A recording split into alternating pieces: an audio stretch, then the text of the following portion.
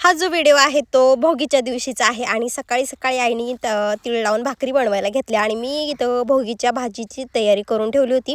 तोपर्यंत आईनं भाकर बनवली आणि मी बनवली मग भोगीची भाजी। माझ्या आईचं म्हणणं आहे की तू भाज्या खूप छान बनवते तर तूच बनव। तर सगळ्या भाज्या एकत्र करून स्वच्छ धुवून घेतल्या, कढईमध्ये टाकला, मस्त फ्राय करून घेतल्या।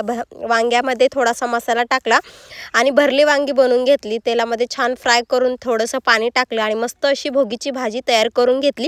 आईच्या इकडं आल्याच्या नंतर जास्त काही कामं नसतात, त्याच्यामुळे ना सगळी कामं घरी सोडून ना मी इकडं बहिणीकडे येऊन बसले होते तिच्या मिंटूला घेऊन। त्याच्यानंतर घरी आल्याच्या नंतर मस्त गरमागरम खिचडी बनवली होती दुपारच्या वेळेस, ती खाल्ली आणि मग लागली होती रात्रीच्या स्वयंपाकाला।